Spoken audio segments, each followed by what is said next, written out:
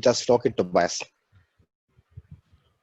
So I'm looking at the attendees are arriving now, right? Yeah.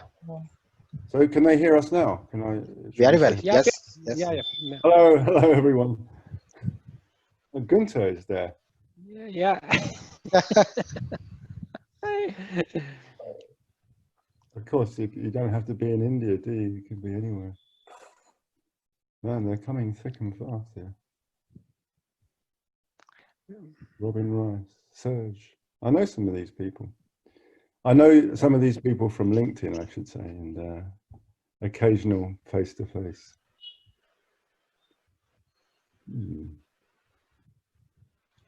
So do you wait until everyone's here to begin, or what's the protocol? We may wait for another 120 seconds, maybe 2 minutes, and then we'll start. Okay, sounds good. So the participants can see all of us right now, right? Hello.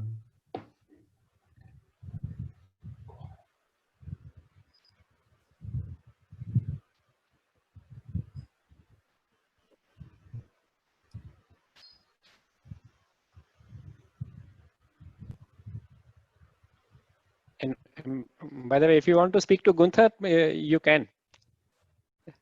Hello, Gunther. Give me a second. And hi, Serge. I think we have mates. I can send. Gunther, are you there? Yes, I am. I was afraid you were kicking me out, but I'm still here. Gunther's now in the room. Hi, Gunther. Hey. Hi, Tobias. I love that beard. That's since I last saw you, that's grown, hasn't it? Yes, it hasn't stopped. Yeah. Well, it's interesting to see you here. Thank you for joining. Yeah, you're welcome. Thank you for doing this. I'm glad you're doing this together with Sanjay. And I'm not in India indeed, but it feels as if it's as hot as in India. I don't know how it's over there, Tobias, with you guys. You're in the heat wave too, no? Where are you now? Well, it's not really in England. No, there's never a heat wave anymore. Very rarely. Yeah, it's been it was cold today. It's got warm this afternoon, but it was drizzly cold. Okay. Yeah. No, I'm just in Belgium. My home office in Antwerp. Belgium. In Antwerp. Ah, I didn't know. You live in Antwerp? Yes, I do. Yeah. I didn't know that. I used to live there. Did you know that? I lived there for a year. Yeah. In that lovely, beautiful city. Beautiful yeah. Okay. So it has shall we start? Something to do with love in your life, right? You got it. Yes. or something of a vague description. Yeah. That's it.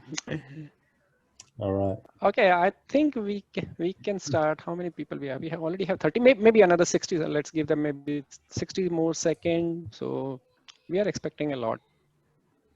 People may be joining.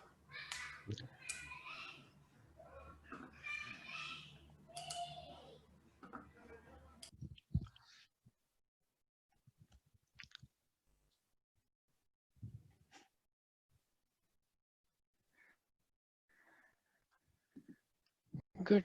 I think let's start. Shall we start? Amit, Dinesh, Tobias. Yeah, I'm ready. Yeah, we're good to go. Okay. I think let's start. So good morning, afternoon, evening, depending on the location you are, and thanks a lot for joining this session. The way we are going to do it is, I think you, while registering for the session, you have already submitted some of your questions. So we are going to take those questions, but we are not going to limit ourselves to just those questions. So based on that available time, we will be in case if you have questions to ask, just use the Q&A option. You can keep asking question, and as and when we see an opportunity, we will invite you to ask those questions to Tobias. Right. So that's about the logistic. But before the next thing is about our guest. So I think most of you know him, but still I would like to give maybe a very brief intro about him.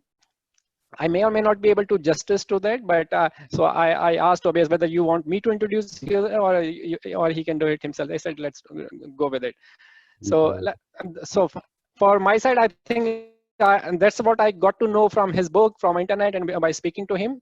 So he started his career, I think, more as a life skill trainer for teenagers. And he joined a software industry a bit late, I think in mid-30s. And the good thing is he found some similarities between those teenage who are struggling in the cities versus, and the software engineers who are working with the organization. Later on, he got introduced to this agile ways of working, I think through extreme programming work by Kent Becks. And he worked with Ken Schauber, Jeff Sutherland, Mike Cohn for the Scrum implementation in Yahoo. Right? And he has worked as a coach, consultant, trainer, facilitator with small to big, all kind of organizations. So that's what I am able to get, and that's what I just want to keep it short. But Tobias, do you want to add anything on top of it? No, that's pretty spot on. Nice summary. Yeah, that's how I kind of found my way here. Yeah. Thank you. Okay, good. Great. So I think let's start. Let's start with our the questions posted by our participant. I just want to make an observation. I just like to make an Yep. observation. Yeah, I'm looking at the promotional stuff that you've got behind you, and realizing I'm wearing the same shirt. So I just want people to know that I do own more than one shirt. It's sheer coincidence. Or maybe this is my People Scrum shirt. I'm wearing my brown People Scrum shirt. Sure. Okay, let's start with our first one. I think that the first question is actually something to do with your related to your book, right? And the question is being asked by Meera and Umar both. So the question is about what is the reason behind the title of your book? Is there any objective? What was the inspiration about writing a book which the title says the People Scrum? Yeah, you know. And when can we expect your next? Yes. Sorry, go ahead. Oh no, you're going to finish the question. It was a longer question. Yep. It's in the second part of the same question. So when can we expect your next book? Oh right, okay. So the first part of the question, the title. Well, it was actually the title of one of the essays in the book originally, and the essay was entitled that because it was really about how Agile, Scrum in particular, but Agile as a whole, was being kind of co-opted by large consultancies and being packaged and sold back to the people who kind of created it in the first place. And so it was a way of, it was a sort of a revolutionary stance, I suppose. It's like, let's just take back the space, and this is our space, and we are the people. It was that kind of spirit of the essay. And when I was working with my publisher to do the book, that wasn't my title for it. I had other strange titles. I can't even remember. The Agile Edge was one of them, I think, and various other things. And none of them, Agile Heart, you know, just kind of wishy-washy stuff like that. And she wasn't having any of it. So she's the one that my publisher came up with the title for the book, and it turned out to be a really good title for a book, I think. And so you can thank her, not me, for that. Yeah. And when can we expect your next book?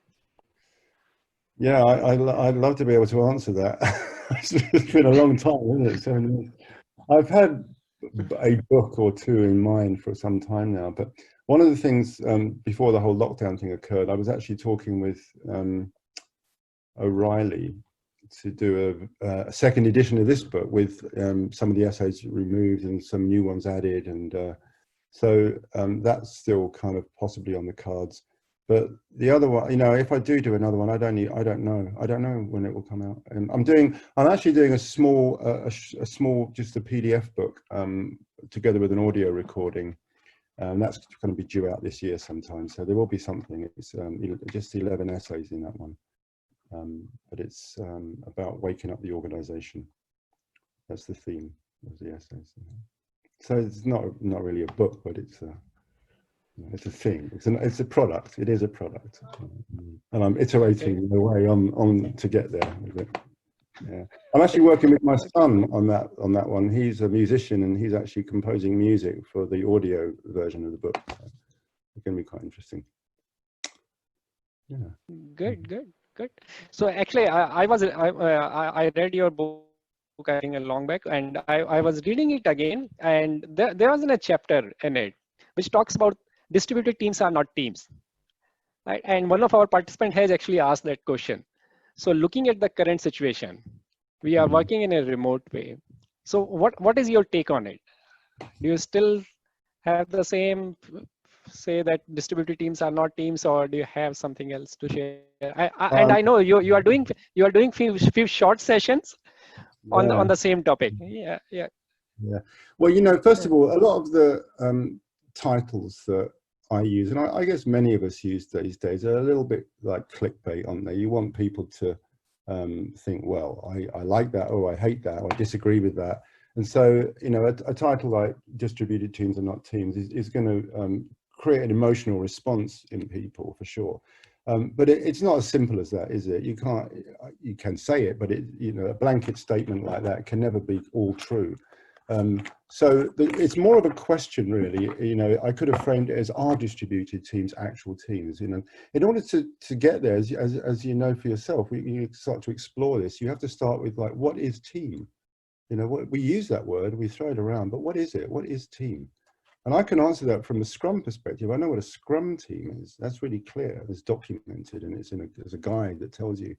But in other aspects, you know, what is team? When people say agile team, what do they mean? You know, and I think we have to stop and ask that question to ourselves first. And what is the quality of team? And what is the spirit of team? And when we can start to get to that, then we can ask questions like, are the people I work with, are we a team? Whether we're remote and distributed, or whether we're all together in an office. You know, to say distributed teams are not teams doesn't mean that if you work in the same office as a bunch of other people, you're a team. That doesn't follow at all. So it's an inquiry about really what is team. I mean, at the time I wrote it, there was a lot of, I felt a lot of frustration by people wanting to take on Agile and at the same time find the cheapest possible ways to hire developers, which meant usually going, where I worked in Silicon Valley, the price of a developer there was very high. So they would go to other countries where the cost of labor was lower, and they would get what they said, you know, quote, 3 for the price of 1. We can get 3 engineers in Argentina, or 3 engineers in Poland or in India. And that's much better, isn't it? And I said, you know what, actually, no, it's not. You know, have you ever read Fred Brooks? The essay is really an inquiry, and particularly in this particular point in time, you know, as you know, I'm now doing some online sessions around distributed teams and really trying to explore that. What is it, and how do they work, and how do we make them better? Because people have been thrown into a situation that they maybe didn't sign up for. You know, there's a lot of people that when I've posted kind of notes from that on LinkedIn, they get quite angry about it. So I've worked in distributed teams for years, and it's a powerful thing, and it's great, and it might be because they started that way, I think, quite often, you know, or they made a conscious choice to be a distributed team. But now we're not making that as a conscious choice, and we're sort of thrust into it, and some people love it and some people really don't like it.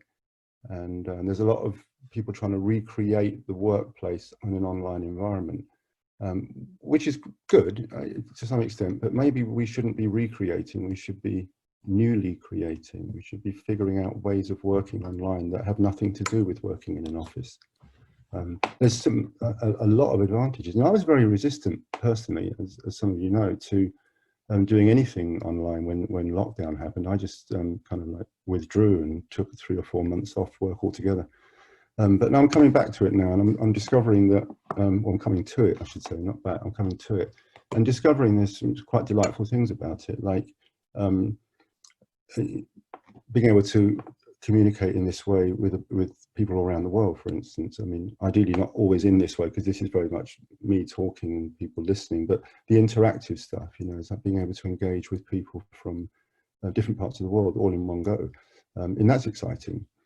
And then something as simple as being able to see someone's home, like there's 2 of you on the screen now, have got virtual backgrounds, good for you, but the other 2 have got, but I can see your house, I can see the pictures on your wall, and in Gunther's house I can see pictures on his wall, and he's got an orange sofa back there, and you know, and his little black cabinet full of interesting electronic things, I imagine, you know. And so you start to get a sense of who people are, which you don't get when you're in the workplace in that same way. You see them, and you see the clothes they wear, and you see how they choose to show up.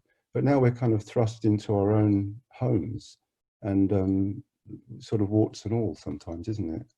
I had a friend of mine say that, you know, one of her experiences of being in an online conference was, first of all, her child coming in and screaming and wanting some attention, and then her partner walking past naked in the background. And so this is home life, isn't it? And suddenly home life is work life, and it's like, talk about a work life. We used to talk about a work-life balance for ages, didn't we, in the workplace? And suddenly here it is. And do we like it? Is this what we're looking for? I don't know. So it's, so distributed teams, it's an exploration, really. It has to be. That's true. That's true. People are saying that with this pandemic. So as in a human society, we have been backstage to maybe 50 years. But I said that it's the other way. So we have been advanced to maybe next 50 years. That the kind of tools we are looking at now, I think we never thought that we will be using it or they will be coming in so early. But that's what it is. And I agree with you. So when this all these things happen, even I stopped doing all these online sessions. I said that, oh, the online doesn't work at all. But over a period of time, I think we got to know, oh, this can work. This can work depending on the way you interact with the people and the way you do. Good. Yeah. So the question was asked by yeah, sorry. Okay. So next question I would like to take from the participant. Right, so Srini is there. So I would like Srini to ask his question. I can see he has posted his question on the Q&A. Srini, are you there? It may take a few seconds, but. Hey, Sanjay, you can hear me? Yeah, we can. Though we can't see you, but we can hear you. Okay, let me, I think you should be able to see me now. Okay, yeah, great. Good. Yeah. First of all, thanks, Sanjay, for, I think, getting this great session on, right? And it is a pleasure to see Tobias. A big thanks to you. And so, Tobias, I'm also reading your book, People Scrum, and it has been an eye-opener for me. So my question was like, you know, Scrum is I believe is older than Agile, right? Probably. I could be wrong, but that's what I. Yes, I mean, the Scrum was first presented in 1993, I think, and the term Agile used in the Agile Manifesto was put together in 2001. So it's, yeah, 7 years or so, maybe. Okay. So my question is, like, I love Scrum, and a lot of people are implementing Scrum, but at the same time, I see many people are struggling to implement it the right way. I mean, it's been like Scrum all over. At least in India, I can see that there is, you know, everyone is trying to become a Scrum certified master or a professional Scrum master, coaches and all that stuff. But my hunch is something going wrong. I mean, Scrum is very simple to understand. I know that, right? But it's difficult to master, is what the Scrum guide says. Right. Why is it people are finding it so difficult to implement it successfully? I mean, what do you think is the main problem, and what are your advice? What is your advice? Yeah, I mean, there's so many possible answers to that, isn't it? It is well described in that way. It's simple to understand and incredibly difficult to put into practice. Part of it is about making new patterns for ourselves. So patterns of our brain are quite set, and they get, you know, the whole hierarchical system of education and then the workplace causes us to think in certain ways. And so there's power structures in the workplace, and there's power structures in education. And we're taught from a very young age to do what we're told. That's the school system. It is in England, and it is in America. I imagine it is in most parts of the world. Not all, for sure, but, you know, it's a general thing. So we're educated towards this idea that other people know more than we do. That's the message that we get all the way through our lives. Other people know more than we do. And so when we're asked to make decisions for ourselves, it's very, very difficult. People don't want to do that. And so this idea of self-organization, we think, oh, if you just give people the freedom to make the decisions, they'll be happy. They won't be, because they don't know how to do it. Because they do know how to do it, but they're afraid to do it because they haven't had the experience of doing it. And so you can't just sort of throw people into that. And the people who are asking them to do it, they don't really want to let go of the power that they have. You know, if we look at a term like empowerment, that's a very interesting term, because it means to give power away to somebody, right? And the reverse of that means that if you're in a powerful enough position to give away your power to someone else, you can then take it back. So you're not really giving power at all. You're giving a taste of something. You're giving pretend power. You're giving some kind of like fake autonomy, right? It's not even power that we seek as developers and people doing the work. It's autonomy. You know, some sense of freedom and trust to do the work that we are skilled to do. So all of these things, these kind of organizational structures, and then of course the whole review rewards stuff that I was posting about on LinkedIn today, all of that gets in the way. There's so many things, you know, and it's about breaking patterns. And that's really what we have to do, is breaking old patterns and learning new ones. And it takes time to do that. And the trouble is, one of the things that I've noticed is, even with organizations who are really keen on doing this and challenging their own ways of thinking, I've seen it on a couple of occasions. Everything's kind of starting to go well, and then a crisis occurs. Something with their software or their product goes wrong. And you hear things like, we have to stop doing Scrum now so we can fix the problems. And then we'll come back to it. You know, Scrum's not going to work in this situation. So it all falls apart. The other reason that Scrum in big organizations changes, this is another thing I've personally witnessed a few times, is you'll have someone who champions it. You have a VP or a CEO who champions it. But those kind of roles in most organizations are quite short-lived. If you look at the life of a CEO, it tends to be 3 or 4 years, usually, and there's a few exceptions, of course. And the same with lots of senior executives. So they come in and they champion this and they get it all kind of happening, everyone's excited about it. Then they leave and a new person comes in, and he doesn't want to inherit the old guy's ideas. He wants to bring his own ideas in. And sometimes his own ideas is just not that. You know, I don't want to do that because they did it. So I've got to bring my own spirit in, my own people. And so it all kind of like disappears again. You know, Sanjay mentioned Yahoo earlier. Yahoo, I worked there in 2002 to 2005, and that's when Scrum was first kicked off there.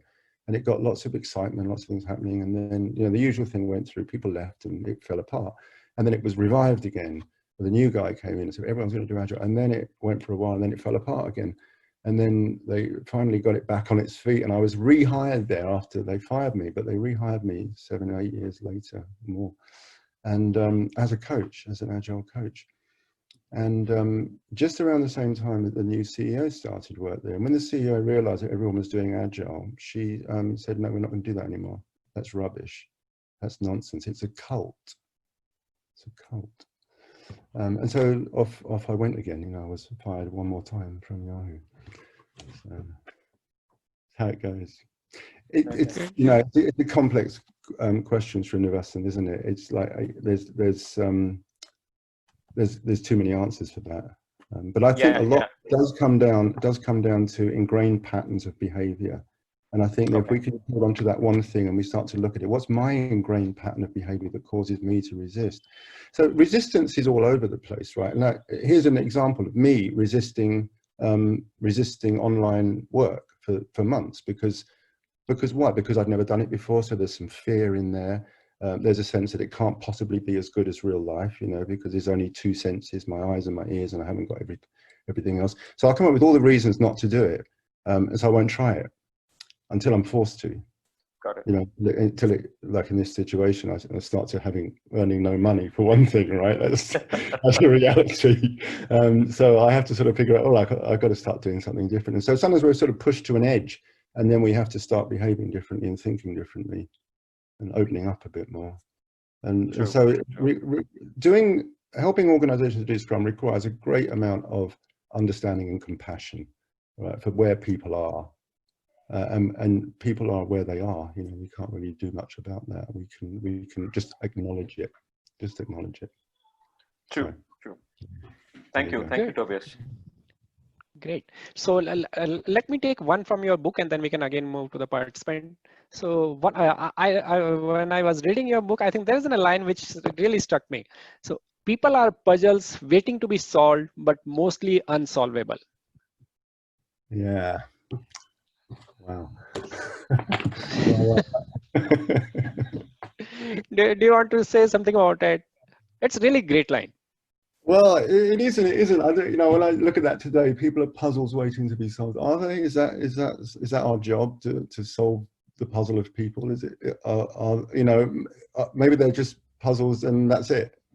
We're all puzzling people, aren't we? I think that because there's so much going on in every human being that we don't see when we work with someone. How much of that person do we know, really? You know, if you looked at it in a percentage thing, it's probably quite small. And so if you really want to build something we call team, which for me is almost like family, it's like creating a family in some sense. You want people to be very trusting of one another. You want them to be very caring, very respectful, very loving even, in order to bring out the best in one another. And so you're trying to nurture something there. So in order to do that, we have to start to get to know one another a little bit beyond just what our skills are. We have to have different kinds of conversations. And I think that's what I meant about, it's like, it's starting to sort of solve the puzzle. You know, why do people do what they do? It's very easy to get annoyed about the way someone talks or the way they behave or how they write their code. You know, I've been annoyed at people writing code that I don't think was, you know, the way I would write it, or and so everyone's bringing their own thing here and just trying to get a sense of a sort of bit of compassion and understanding about why people do what they do.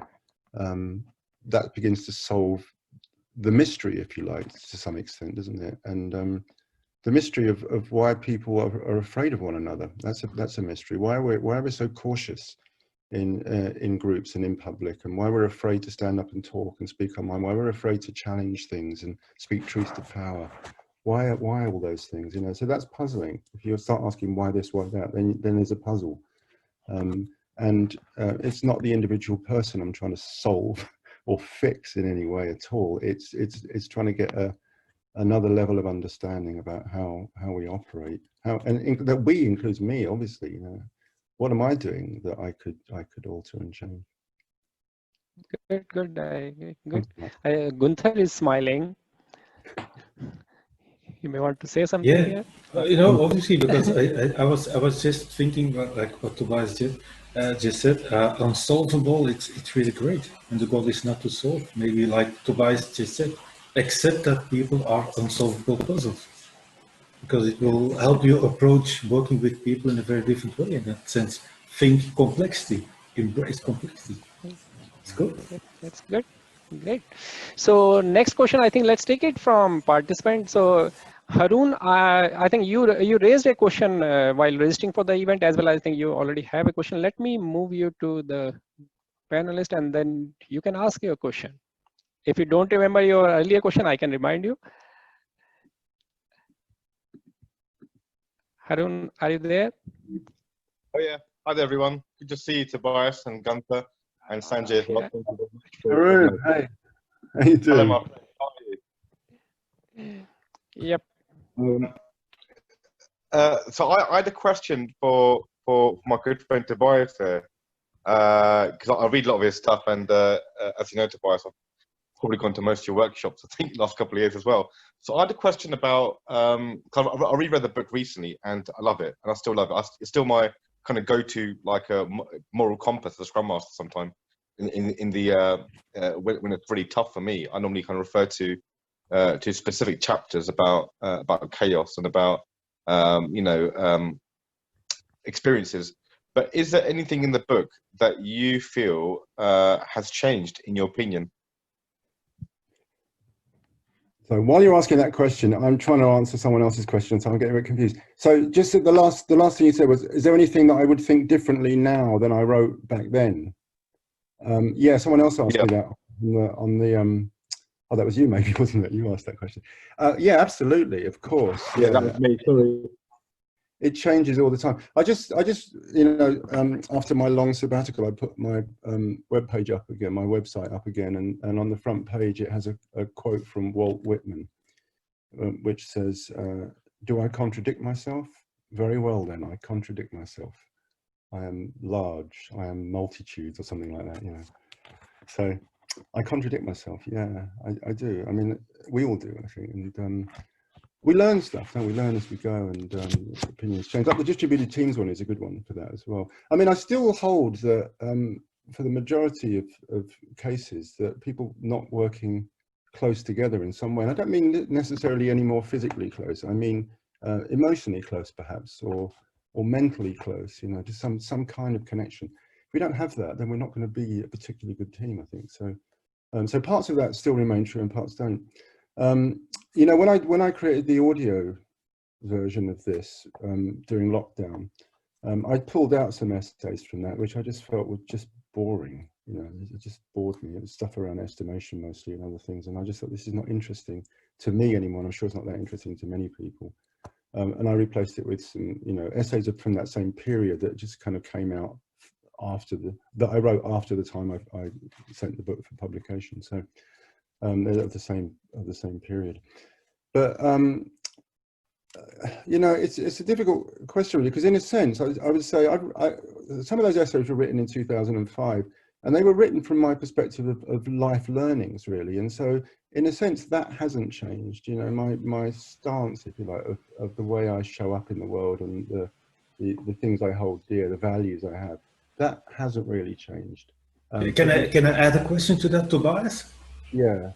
Because one of the things that I still remember from reading your book is that I think even you opened your book by saying, hey, I collected this collection of essays and I have purposely not updated or changed them, even if I don't agree with them anymore today. Did I say that? I did. I think it was in the book, so that was fascinating for me. They were edited, you know, just to improve the language of them.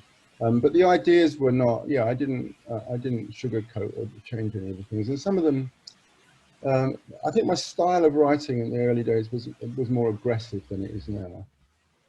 I was more impatient, and that was how I consulted as well. I consulted with impatience. Not the best model, I have to say, but I did. So, you know, I've changed and I've learned and I've matured and developed, as we all do, I hope. Yeah, but I think there's something to say for both approaches. What I felt, and I appreciated that when you said, I'm not going to rewrite stuff, because it left a good impression with me saying, I'm not going to try to rewrite history. Yeah, Things have happened, I've published them like that, and I still sort of stand behind them, although I have changed my opinion. So that was a good thing, I believe. Yeah. You know, that's true. And some of the essays in the original book that I've actually taken out there, but some of them contradicted each other, because there were 3 essays on estimation. And the first one I wrote was like, you must use story points rather than man hours to estimate. And I was very strong on that message. And then, you know, some years later I wrote like, actually estimation is kind of useless. Don't bother with it at all. Don't, you know, the whole no estimation actually preceded that movement. And then later on, I wrote another one that was after reading something that Joshua Koreski wrote, I can't pronounce his name, that was about estimating in team days. And I really like the spirit of that. It's like, as a team, how long will this team take to complete this thing? Just that, you know, how many days will you need to work on this? So I found that was quite nice. And then I wrote something later on called Iterative Estimation. There's lots of, you know, and each one contradicts the previous ones in a sense. It's like saying, do this estimation, do no estimation. Oh yeah, do some estimation, but do this kind, not that kind. And so, you know. You probably don't do it for that purpose, but you're helping people embrace ambiguity. You know, it sort of is with that purpose, but not, maybe it wasn't originally intentional, but it sort of came out and I just kind of like went with it. But yeah, embracing ambiguity is such an important part of doing knowledge work, isn't it? We live in this crazy ambiguity, and it's like quadrupled or more since the whole lockdown thing. We have no idea what's going on, and the decisions that politicians are making at this time, they're regrettable a lot of the time. But it's hard for politicians to go back and say, "I made a mistake." And so when we see our leaders modeling the inability to say, "I made a mistake," it makes it hard for us to say, "I made a mistake." So it's great when we actually hear people in public admitting they made a mistake, and it's a rare thing, and it needs to become more common. Got some silence. Great. Good one. Yeah, Harun? All good? Yeah, brilliantly answered. Actually, I was kind of expecting that from. I was actually expecting a different answer, but that's the beauty of asking questions. You never expect the answer with this one. But thank you for that advice. Really helpful. And hopefully, Yeah, I'll see you soon. Yeah, hope to see you in person again. Yeah, Sure. same very soon. Okay. Take care, my Okay, friend. let's move on. So Tobias, I think you would like to answer that the music question, right? Yeah, there was I was trying to read it while people were talking. It was kind of hard, so I didn't quite get it. If you can read it out. Okay, Oh, yeah. give me a okay, it's from M. Laden. When you mentioned your son and his musicianship, you reminded me of an idea to support the part of a training related to Scrum with some fine piece of music. A piece which somehow embodies the rhythm in the best describable way. I came up with Ravel's Bolero. What would you come up with? I'd love to. Who wrote that?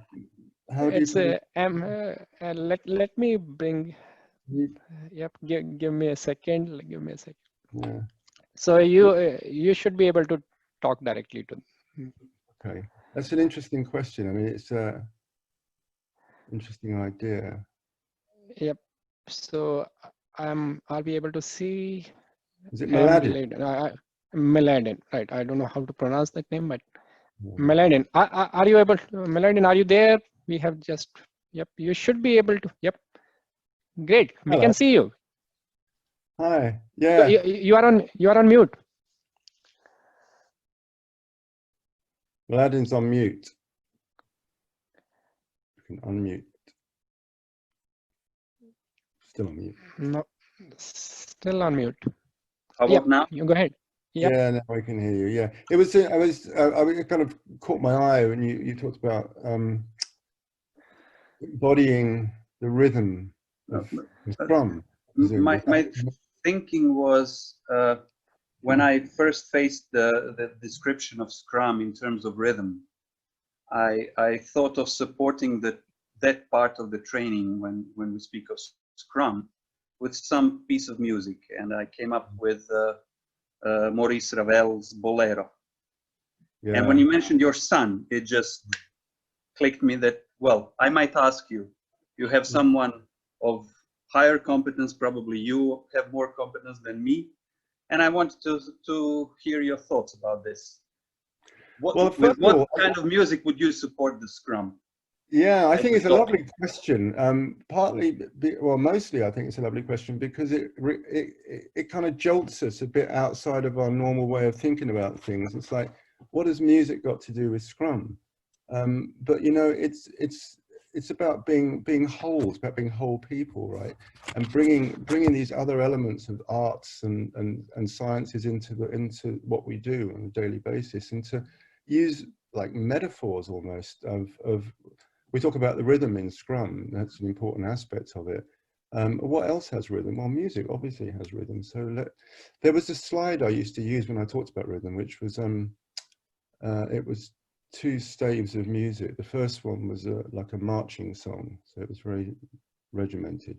And the second one was from The Rite of Spring by Igor Stravinsky. I don't know if people are familiar with that, but it's a modern piece of music that is all over the place, and the time signatures change, you know, from kind of one bar to the next. And I was using it to contrast the rhythm of an organization with the rhythm of teams, and they don't have to be the same. So the rhythm of an organization is, you know, it's rhythm of release, it's rhythm of quarterly reviews, it's whatever its rhythms have. But you know, just sort of how often do we release the software? That's an organizational decision based on customer needs and so on. And a lot of people in the early days of Scrum thought that had to coincide, and they would say, well, I can't release software every month. Well, I can't release software. We can't do 2-week sprints because we can't release software every 2 weeks, as if you had to release actual software into the wild at the end of every sprint. So it's about decoupling those things as well. And so showing that sense of rhythm, like this is the rhythm of a team. It's all over the place, and it's their thing. They understand it and they can play it, but no one else really gets it. But outside of that, you've got something a bit more of a regular pulse on there. But I love the Ravel's Bolero. If you haven't listened to it, it's a beautiful piece of music. There was Torvill and Dean, the ice skaters in the UK back in the 80s. 1984. Wonderful dance to that, didn't they? Yeah, it's a beautiful piece of music, and it is very pounding, isn't it? It's a sort of pounding rhythm that goes dum, ba-da-dum, ba-da-dum, ba-da-dum, all the way through it. And that's very much like the way that Ken Schwaber describes Scrum, this kind of like continuous beat that just kind of keeps going no matter what. You can't break it. If you break up that song suddenly by inserting, you know, a couple of extra beats into it, which is like say, well, we can't get the work done in the sprint, we better add 2 more days to the end of the sprint. No, it's all going to fall apart if you start doing that. And I think the Bolero's, Ravel's Bolero kind of like illustrates that really well. That's what caught my eye with this. But I think it's a lovely idea, and I throw that out really, and thanks for that, Mladen. It's like, if Scrum were a piece of music, what piece of music would it be? And I think that just, you know, getting us to think about that. Or then you can look at the different aspects of Scrum. If a sprint is a piece of music, or if a review meeting is a piece of music, what does that sound like? You can extend that, of course, into all kinds of other art forms as well, but music is a really interesting one. So I love that question, and wanted to tap into that. Thank you. Thank you too. Great. So let's move on. Good. So next one is from Santosh as well as Juan. So I don't find both of them in the list, but their question, we can take their question. The question is, what is your take on scaling Scrum? You may have heard so many frameworks, method, practice, people are going after it. So what is your take on it? Well, I offered one in the book actually, didn't I? So it was called Scaling Scrum, the Alcoholic Perspective. And rather than explaining it, I would just say, just read it. But the general message of it is that, is Scrum done well is self-scaling. That's the point of the essay. And that is what I wrote that in, I don't know, 2008 or something like that, 7 or 8. And I still maintain that today. I'd be interested to hear a few words from Gunther in a minute on that. But trying to impose more frameworks on top of the simplicity of Scrum only complicates things, and it becomes compliance. There's an awful lot of compliance required in most of the frameworks there. But I think there's a couple of them. I'm going to be more familiar with Nexus than I am, but I have a sense that that might be a bit more like just do Scrum well, and this is what happens. It sort of scales itself. But I really believe that, you know. And one, you know, just give you a tiny example of that. I was working in a very old-fashioned organization where everything was as you would expect in this sort of business world in New York. And they did one project, wanted to start and try Scrum out. So they had one Scrum team. It started off with 3 people, and myself, who was kind of like Scrum mastering, and the product owner who was pushing to do his product in Scrum. And as the team grew and we started to produce, and it was an amazing team actually, it was the best Scrum team I've ever worked with, I have to say. As the team grew, they got to 6 people, they got to 7 people.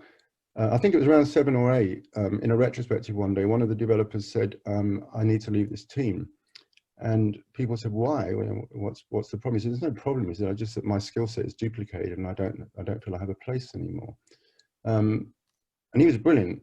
And developer, this guy, and so people said, what are you going to do? And he said, I don't know yet, but I'd like to work on X. And someone else in the team said, I'm kind of interested in that as well. So what they did is the 2 of them splintered off and formed a new Scrum team, essentially a seed of a Scrum team.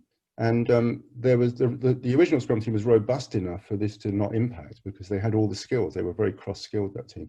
And so then they grew another Scrum team and started to hire people into that.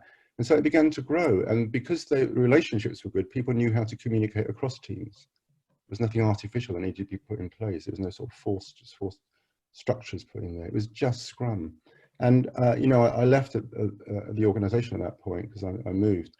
But it went on to great things following that. So that was sort of the seed of that essay, essentially, about how it can grow. Yeah.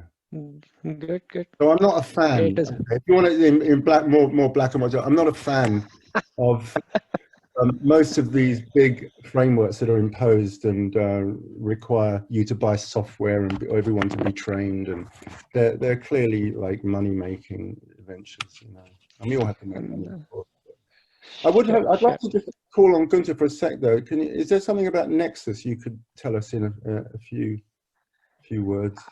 Yeah, the funny thing is, I'd rather not, because indeed back in I think 2014, 2015, Ken and I we worked on Nexus, but I don't know. We've tried to keep it to just Scrum. For whatever reason, some things were renamed. But in the meantime, and certainly Sanjay knows, because we've just been in 2 classes together, a PSM and a PSPO class. So my stance, actually, since leaving Scrum the Talk, honestly, Tobias and all the other people are more like, I haven't really expressed this publicly too much, but all these frameworks, they all claim to at least build on Scrum. Mm-hmm. And then I'm wondering because they all say, yeah, but you know what, it's still Scrum. And I'm wondering if your scaled version of Scrum or your scaled framework of Scrum is still Scrum, why give it a different name? Oh, yeah. It's a sort of rhetoric question. Yeah. It's a little bit challenging. Yeah. So and even in the back in my room, I'll turn my computer a little bit. There's still a flip chart over there. So I've like you've gone through, like you, Tobias, gone through some sort of reluctance with regards to online teaching.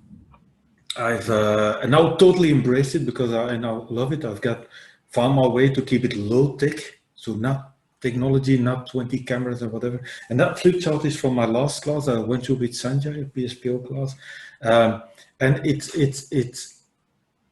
I try to facilitate people's thinking in line with you can do Scrum with multiple teams without dragging in any additional framework, not even Nexus. Yeah, that's good to hear. And that's how I always viewed it. Sure. Yeah, but there's been this little thing, you know, at some point in time, SAFe came up, and then a lot of people, even our beautiful world, felt that they needed to respond to that. I don't think that was needed, but and then people started creating additional stuff and more frameworks. What if you would just stick to Scrum? Yeah. All right. Good one. Okay, great. So let's move to the next one. So the next one, actually, I was reading today on LinkedIn today. So it was about performance appraisal. I think one of our participants also has asked about it. So I was looking for him. Yep, I think somebody asked that. What is your take on performance appraisal? So people, the organization are still doing it in a traditional way. Is it aligned with the way the Scrum, or is it aligned with the way the Scrum team can work on, or maybe you have different? Well, let me just read the quote I posted from W. Edwards Deming, who died in 1993, and most of his work was around in the 40s, 50s, 60s. So this is old. It's not modern.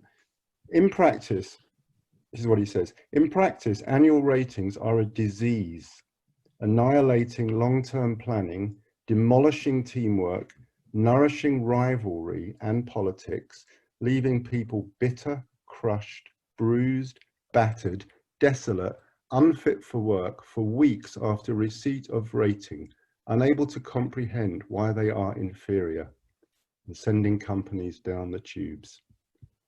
That's about the most powerful statement I've ever heard on performance appraisals. And it's written in the 60s, probably at the latest. Yep. It's extraordinary, isn't it? It's extraordinary words. That's true. That, you know, if you say, what's my opinion on it? That is my opinion. It's my experience of it too. It's my experience. The last part especially, the kind of breaking of soul. The key thing about performance ratings, right, is when you work, and we work well, most of us, very rare exceptions, we are doing our best in the workplace. And so if someone says, what performance rating do you think you're going to get? We're going to say it's going to be good. You know, if we take away the knowledge that we have about the unfairness of the system, but yeah, I've done well in this last month or quarter or year, whatever it is. And then the performance rating comes. So if you think you've done well and you get a good rating, you just kind of nod and go, yeah, well, of course, yeah. So it doesn't boost you in any way.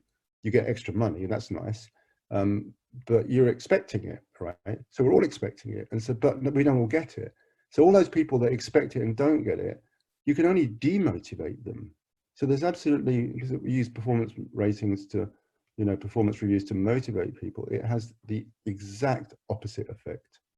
You know, the best you can get from someone is, you're right, I deserve it, you know, quite right. And the rest of it is like, that's not fair. And if it's not fair, then you're going to be looking for other jobs. You're going to be, you know, one company I worked with, they did quarterly reviews. And really, for the 3 or 4 weeks before every review, people didn't do much. All of the collaboration went out the window, and everyone was competing with everyone else to get the best reviews. And people were nervous in case they got a bad review, because there was a whole system of like laying people off if they fell below a certain level. So it was like terror. It was running an organization through terror. And that organization, whose name I shall not mention, has gone down the pan in big time, you know, so, and probably good, you know, it's just not, it's not the way to treat people. But yeah, so I have a very, very low opinion of it, Sanjay. The question, I mean, the more interesting question, I suppose, is like, what should take its place? Well, that's the question people ask. If you're not going to do it, what should take its place? My response to that is nothing. It's just nothing. Nothing takes its place. All right, you just agree a fair salary for people when they start working for you, and raise it according to inflation. You don't have to artificially incentivize adult people. You don't actually artificially incentivize children, in fact, but certainly don't need to do it for adults. Dan Pink talks about this in his motivation video of 10 years ago, whatever it was, about autonomy, mastery, purpose, right? And get the money question off the table early, so you don't have to think about it. You know, and if you're not happy with the salary you get, you leave, you find a better job. There's just, the conversation's gone, it's off the table. So don't replace it with anything. Don't try and find ways of teams rewarding themselves or rewarding each other. It just gets more and more complicated. Just eliminate it altogether. That's my response to it. Yep, that's true. That's true. So let's move to next, and this is from JJ. So he has something to ask. So JJ, you should be able to ask your question directly to Tobias. It may take a few seconds, but you should be good. The two climbers. Yep. JJ, are you there? Able to see? I am here. Can you hear me? Yeah. Yep. Go ahead. Thank you. Can you see me? Okay. Okay. We can see. Yep. I can see you on a beach. Yeah. Sorry for the background. I didn't expect to be seen on this, so I wanted to show you my beautiful place. But in any case, Tobias and I, we have a very short history, but a wonderful one. I don't know, Tobias, you remember back in 2008 when you came and helped out our group at AAA with Rafi? And yeah.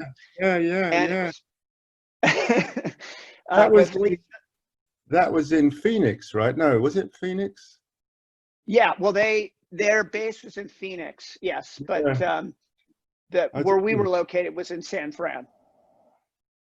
Right, I went both places, I think, as far as I remember. I definitely did a stint down there too. But yeah, nice to see you. Yeah, it's great to see you, and thank you guys for having this panel. It's outstanding.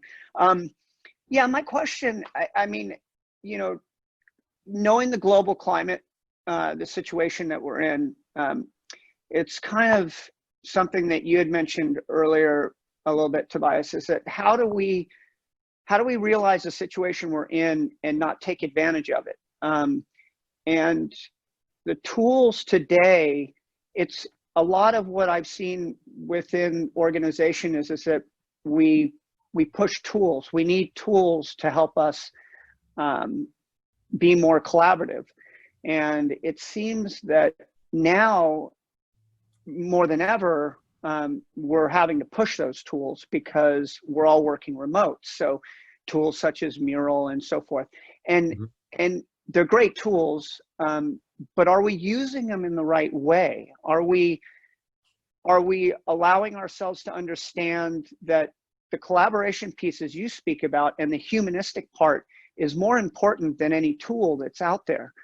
But yeah, it just seems that we are now using the tool reference as you won't be able to work in this fashion unless we have these tools. And so all this previous work that we've done in the past about building the teams collaboratively and understanding what does it mean to be a team and close together, and being in person versus being remote, we don't have that opportunity now. So we are now pushing those tools. So, you know, in that kind of philosophical space, how do we work with our teams to help understand the difference? So it's quite a, kind of a broad question, but I think so as a general principle, so lots of organizations are tool led, right? Despite what it says in the Agile Manifesto. So we're going to go Agile now, and we're going to go Agile with Jira, or we're going to go Agile now with Rally. And I said, I can't even pass the sentence, you know. I said, well, that's not really what going Agile means, if it means anything at all. So I always try and encourage organizations to not worry about what tools they're using, and to, well, use one tool, which is, you know, index cards and sticky notes. That's your tool. That's all you need to start doing Scrum. So I don't know what doing Agile really means, but I know what doing Scrum is. The same principle applies, and the other thing is don't impose tools on the organization. So teams are supposed to be autonomous, right? They're supposed to be self-organizing and autonomous. So to have management come in and say we all have to use Rally, or we all have to use Jira, or we all have to use Tool X, immediately breaks that sense of autonomy that the teams have. They might not like it, and in fact, one organization I was at, they had done a massive rollout of one of them, I can't remember which one, version 1 or something like that, one of the big tool vendors, and everyone hated it. They just couldn't use it. They didn't like it. They didn't feel properly trained on it. So after spending, you know, probably some number of millions on that, because it was a massive organization, they threw it out and they then started with something else. I can't remember what it was, Rally, and they didn't like it. One of them, I can't remember. They all merged in my head. The point is, they threw it all away and they got a new one, and they retrained everyone on this new tool, and they said, this is what we're going to use. Management people kind of liked it. They product people sort of liked it. The developers pretty much resoundingly found it got in the way of their work. I won't go as far as to say they hated it, but it got in the way of their work. Now, that's in working in collaboratively in the same space with people together, and the tools imposed. So it's going to be the same problem, if not worse, if you now say we all have to work from our own homes and we all have to use this tool. And again, it's like top down imposed. So if a team of 5, there's 6 of us on the screen, if we as a team collectively say, let's try, what did you mention? You mentioned, what was the tool you mentioned? Mural, but Mural. Let's try Mural. Right? I've heard good things about that. Let's experiment with that. So at our retrospective, we say in the next 2 weeks, we're going to, one of the commitments we have is we're going to use Mural for this sprint, and we're going to use it as well as we can, and we're going to learn about it, and we're going to see if it helps our team. And at the end of that 2 weeks, you might say, what do you think? I'm not sure. Let's do it again. Let's do another sprint and see if it, at the end of that sprint, you might go, you know what? It's fun, but it doesn't actually add much value. And so as a team, we decide not to use it. Now, if you've got an organization say you have to use it, whether it's that tool or something else, then you're taking away the team's autonomy. You're going to get a worse production from that team. So it's the same idea. You know, just because we're not sitting next to each other in a room anymore, we still have to have the same level of intimate engagement with one another, and trust and respect of each other's opinions, and collectively come up with the solutions that work for us, so we may do our work better to serve the organization. And anything that gets imposed on us is going to break that. So I don't know, does that answer it, JJ? Yeah, I think that's terrific, Tobias. I think some of it's, you know, a little rhetorical on my part, but I mean, I think yes, a lot along those lines that you had mentioned absolutely makes sense. And just one more piece on that is that, you know, we use Zoom, we use video now because we don't get a chance to really interact with people, and so we see, and it's, as you mentioned, it's key that if we can see a little bit of how people live and understand, we build a better connection with that person, such as showing the backgrounds and being able, not showing an imitation of of you know, a beach in the background with a palm tree, but actually seeing, you know, their office and how they, but not having that and getting people to open up and being more engaged to the team itself because we're remote is going to be very powerful too. So getting people to just being able to share themselves on video has been a struggle, I think, too, and being able to do that. So those kind of things, I think. I've heard that. I think, you know, what's really important in this new way of working is new team agreements.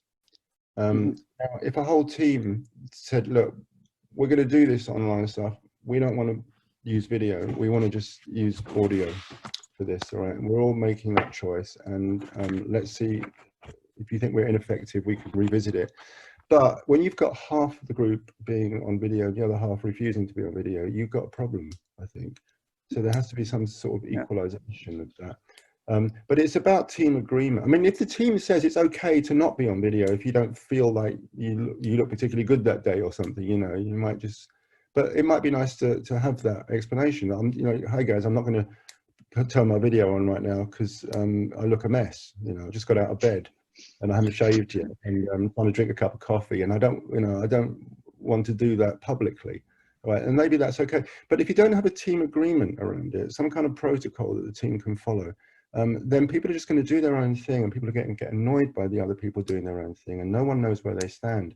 So, you know, there's not enough, I don't think there's enough in general about making good team agreements. I think any kind of work relationship needs an agreement to it of some kind. But when you're working in a tight-knit team, it's very important to have that.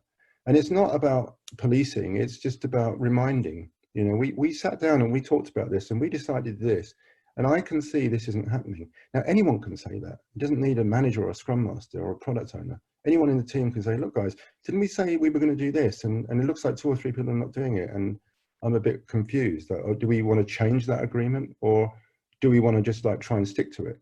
So it gives you a baseline. And I think that's really, really important for at this point in time, if you're working with teams who are working from home and things are all over the place like that. And I've heard this story a few times now. I don't know if people are not on video. Is that okay? Should I just let them not be on video? Because there's no agreement. Yep, good. So I think we have to move fast. We are already on time, but maybe last question, I think that's from Dinesh. So if you don't take this question, then I will be in trouble. Yeah, Dinesh, go ahead. Your question. Thank you, Sanjay. So my question is to Tobias is more from the people part. So so in most of the organization, people call it resource, which I personally hate this term. So you know, what's your opinion on this part where people has been, you know, named as a resource, or say development resource, or a UX resource, and what are your suggestions how to, you know, overcome this problem? Because I feel disrespect when people says, okay, this is a resource rather than people or a team member. Yeah, I mean, I had sort of mixed feelings about it, actually. I mean, at one point I was really adamant that it was a horrible term and no one should use it, and to call someone a human resource was dehumanizing, right? And it is dehumanizing. But then I started to think about, like, I quite like it when I can be a resource for someone. When someone can call on me for help, I'm a resource to that person. You know, come and help me, you know, clear out my garden. You know, I'm stuck. I've got this skip here that's going to go tomorrow. I need some help. I'm a resource to that person then. Or they might ask my advice about something that I know more than they do. And so am I not a resource to that person? It's the way we use it. I think we use it as in a way that indicates that humans are interchangeable. That's how we use it in the corporate world. So I have no problem with the word itself. It's the usage of the word. I think it's the human resources combination put together that there's a problem, because it sort of says, well, the general, you know, going into project management, it's the same sort of idea. It's like, they talk about leveling your resources. I don't know if people are familiar with that term. It's like making sure that everyone's always busy and there's no idle time. When that test is finished over there, we can move that, we can level the resources, move that tester to here so he has something to do during this projected period of time sometime in the future that probably won't happen anyway. And so there's this idea that people are interchangeable and can be moved around. And clearly that doesn't work well at all. Oh, excuse me.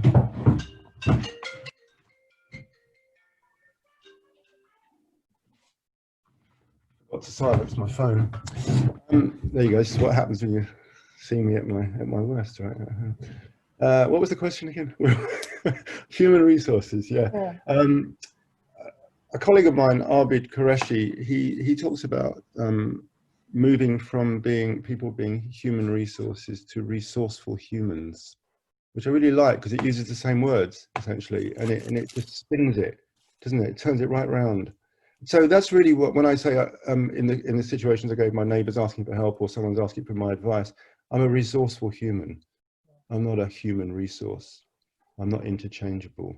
So it respects the individual, I think, a bit more. Right. But I think, you know, the departments are called HR departments, aren't they? Every organisation has an HR department. I try to help one organisation I work with towards renaming themselves, if not, you know, just privately, if not publicly, by still being HR. But instead of thinking of themselves as human resources department, they were the human relationships department. Because really what they ought to be concerned about is the relationships in the organisation is a very big part of the work. But sadly, you know, a lot of what human resources are there to do is to police. They don't work for the employees, they work for the management. And I think it's really important to recognise that in the whole. I know there's many branches of an HR department. Lots of different things are going on there. Obviously, they're doing hiring and they're doing, you know, procedures and processes and various other things. And then they're doing firing as well. They're the ones that have to fire you. And I can imagine that's not a very nice job to have. But it's easier if you think of that person just a resource, and that person can go and get someone else in just as good. So it takes away the humanity a little bit, doesn't it? Yeah, it's a bizarre term, and it's definitely a term that we should be continually challenging if we're serious about changing the way people work, because it shows a thought pattern, doesn't it? It shows a way of thinking about one another that we must confront. And when we do confront it, a lot of people just kind of wake up. They go, God, I never thought of it. I've been using that term and I hadn't thought of it. And I think that I'll tell you, I'll point to something in my book actually that horrifies me when I read it now. It mentions, in that essay, The Distributed Teams, it mentions outsourcing to third world countries. I use the term third world countries in there. And I'm ashamed of that now. And I look at it, I think, oh God, how could that have slipped through the editing process? It's an awful term, you know, it's patronizing, and it's, and as soon as I was made aware of it, you know, it was like, of course, why would I use that term? So I don't use it anymore. And I think that's true with a lot of people who talk about resources in the workplace. Once you actually say, what do you mean by resources? Tell me what that means to you. You know, what is a resource? Why am I a resource? Are you a resource? What does that mean? You know, and getting people to actually address the language that they use is, it changes us, and we have to confront ourselves. And what I see coming out of that, by the way, Tobias, I think you mentioned it, keeping people busy, that sort of utilization thinking. Yeah, it is. That you're going to optimize utilization, which is sort of like machine or whatever robots type of language. Yeah, Correct. Utilizations. Yeah, optimizing and utilization. There's a wonderful book that I read many years ago now called Slack by Tom DeMarco, and it's a book about business essentially, and it's the title is Slack, but it's essentially about creating space for people to think. Now, if that's not important in the knowledge industry, I don't know where it's important, but thinking is an essential part of our job. If we're busy all the time, writing code or testing code or whatever it is, then we're not thinking. We can't really. Yeah, I get that from you've got your background in XP, extreme programming. I still remember that as one of the highlights that I learned from Kent Beck, not directly, but every human process needs slack. Yeah. Time to think, time to sit back, time to not be busy, time to stare out the window, time to reflect, otherwise you will never improve it. So yeah, it's sort of the same idea, slack. It's a quite an important term. It is. Yeah. Yep, great. So I think we are already, sorry, go ahead. That book is The Myth of Total Efficiency. That's what the subtitle of Slack is, and that's key to what it's about. The myth of total efficiency. We're not, being efficient doesn't mean anything. It's being effective that matters, and you can be more effective if you get time to think. Yeah. So, sorry, Sanjay. Good. No, not a problem. So we are already 9 minutes over now. So I know it was thanks a lot to all our participants, and thanks a lot to you, Tobias, and to you, Gunther, for being part of this session. I hope it was a good one, or maybe a worth of time for all our participants. And I agree, we cannot cover all our questions, but whatever we could, we did. And yeah, Tobias, you have shared something? Yeah, I Yep, meant to share okay. I just shared it with the panelists, didn't I? There we go. Okay. Yep. It's I am doing online stuff now. I'm doing online workshops, and some of them are rooted in the book itself. And Sanjay came to one of those, and others are attempting my first CSM online as well. That's a challenge. By the way, just as a way to close this, Sanjay, can I just ask to people if after this session anybody still wonders why Tobias has called this book The People Scrum? Because throughout everything he says it's about people, human beings, emotional intimacy, the unsolvable puzzles and so on. So I don't know, Tobias is probably not aware of it, but in everything he says about Scrum, whatever, it's all about people. That explains his title. It does explain it, true. even to me, Gunther, even to me. Well, I like to think of you as this little sort of anarchist in a very positive way, not one causing trouble or breaking up stuff. Long time ago in Belgium, we had a beautiful novelist, a writer. It was really great. He was on the edge of getting the Nobel Prize, but then he died before he was able to get it. And he called himself a tender anarchist. And that's how I see you, Tobias, a tender anarchist. I'll hold that. Thank you very much, Gunther. And thanks everyone for being here. You know, I can't see the names on the screen, and some of them are familiar, and it's really nice to know that I've talked to you on LinkedIn and here you are. And so hopefully we'll meet another time. Thanks for being here. Yep. Thanks a lot. Thanks a lot to everyone. Thanks a lot for joining our session. And Sanjay. Yep. The recording of this session will be available maybe in a day or two, and we will be sharing it with all the participants. So you can hear it later on. Lovely. Thanks a lot. All right. Thanks, everyone. Have a great weekend. Bye. Thank you. You too. Bye.